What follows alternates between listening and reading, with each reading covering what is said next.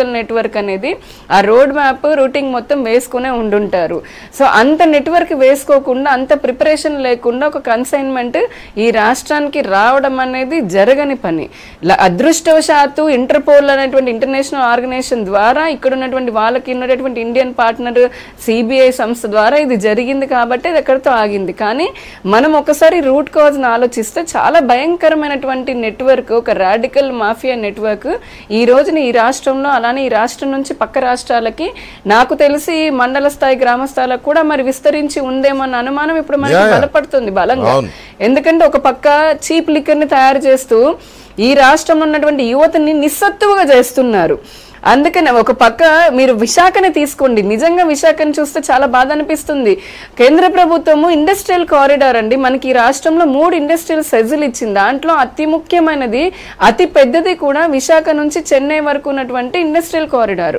దాంట్లో 98,000 మంది యువతకి ఉద్యోగ అవకాశాల కోసమని 25 లక్షల కోట్ల ప్రతిపాదనల గురించని ఇండస్ట్రియల్ కారిడార్ అని చెప్తే అదే విశాఖను కేంద్రంగా చేసుకొని గతంలో ఎన్నో బిజినెస్ సమ్మిట్లు జరిగాయి, ఎన్నో కంపెనీలు వచ్చాయి. ఇప్పుడు అంత మంచి ఆపర్చునిటీ ఉన్నటువంటి విశాఖ స్థానంలోనే ఇటువంటి డ్రగ్ ని దీనికి మార్చారంటే ఈ రాష్ట్రం పైన యువత పైన ఒక కుట్రపూరితమైనటువంటి, ఒక ఉద్దేశపూరితమైనటువంటి ఏదో వెనకాల ఉన్నటువంటి అసాంఘిక చర్యలు జరుగుతున్నాయి. ఈ హోంమంత్రి గురించి మాట్లాడదామండి. ఈ రాష్ట్రంలో మహిళా హోంమంత్రి ఉంది. కల్తీ మద్యం దాగి మహిళలు ఇబ్బంది పడుతున్నారు, వారి కుటుంబాలు చిన్న భిన్నం అయిపోతున్నాయన్న అసలు నిద్రమంప అనమాట. అంటే ఆ మత్తు వదలదు, ముందు ఆవిడకున్నటువంటి మత్తు వదలాలి. రెండోది ఇప్పుడు ఇటువంటి డ్రగ్ ఎన్నో రిపోర్ట్స్ చెప్తున్నాయి. ఈ డ్రగ్స్ లిక్కర్ వల్ల యువత, ముఖ్యంగా యువత ఉంది, మగవారు కూడా పెద్ద సంఖ్యలో దీనికి ప్రభావితం అయిపోయి ఆడవారి పైన అఘాయిత్యాలు, అత్యాచారాలు, కిడ్నాపులు, girl missings, women missing cases ఈ రాష్ట్రంలో పెరిగిపోయినాయి. 8,000 మంది బాలికలు మిస్ అయ్యారు, 26,000 మంది మహిళలు మిస్ అయ్యారు అంటే పోలీసులు కూడా ఏదో చెప్తారు లెక్కలు, ఇంతమంది వచ్చారు అంతమంది, కానీ శ్వేతపత్రం విడుదల చేయమంటే చేయట్లేదు. ఇప్పుడు కూడా హోంమంత్రి గారు మాట్లాడరు. అంటే ఈ రాష్ట్రంలో ఉన్న మహిళల పరిస్థితి ఏమవ్వాలి, యువత పరిస్థితి ఏమవ్వాలి, వాళ్ళకు ఉన్నటువంటి శక్తి సామర్థ్యాలను ఏమి చేద్దామని డిసైడ్ అయ్యి వీళ్ళు కంకణం కట్టుకున్నారు.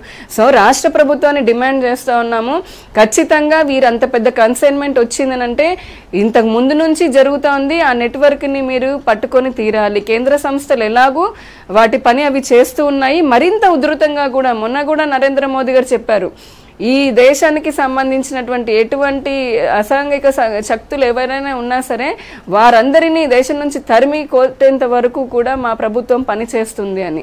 దానికి సంబంధించి ఇందా చెప్పినటువంటి కొన్ని సవరణలు కూడా చెప్పాను.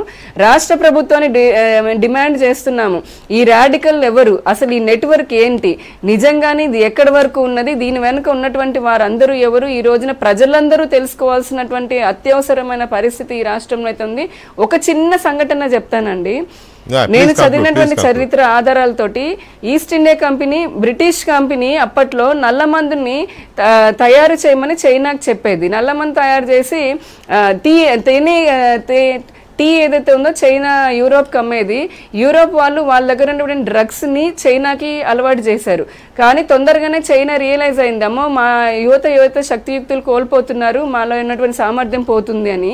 అప్పుడు భారతదేశంలో ఉన్న రైతులను బలవంతంగా నల్ల మందు తయారు చేయించారు.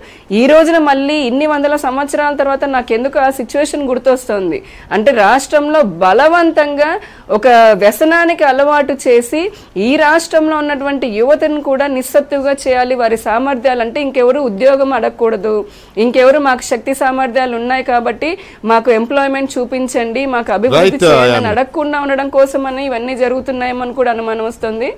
ఖచ్చితంగా మేమైతే గనక మా పార్టీ తరఫున కూడా కేంద్ర ప్రభుత్వాన్ని, పార్టీని కూడా ఈ విషయాన్ని సీరియస్ గా తీసుకోమని ఆల్రెడీ చెప్పడం జరిగింది. ఇది ఒక బీజేపీకి సంబంధించింది, టీడీపీకి సంబంధించింది మాత్రమే కాదు. ఎందుకంటే వాళ్ళ మీద ఆరోపణ చేస్తారని వాళ్ళకు సంబంధించి మాత్రమే అనుకుంటే పొరపాటు. అసలు ఈ కన్సైన్మెంట్ తీసుకొచ్చిన వ్యక్తి, ఆ కంపెనీ ఈ పూర్తిగా వైసీపీకి సంబంధించిన నాయకుడిది. అతని కులం ఏది అనేది పక్కన పెడితే అతను పూర్తిగా వైసీపీకి సంబంధించిన నాయకుడు. కాబట్టి ఇది ఒక టీడీపీ, ఒక బీజేపీ, ఒక జనసేన ఇట్లా కాదు, ఇది రాష్ట్ర ప్రజల మొత్తం అందరి సమస్య. ఇది రాష్ట్ర ప్రజల భవిష్యత్తు, రాష్ట్ర యువత ఆరోగ్యం,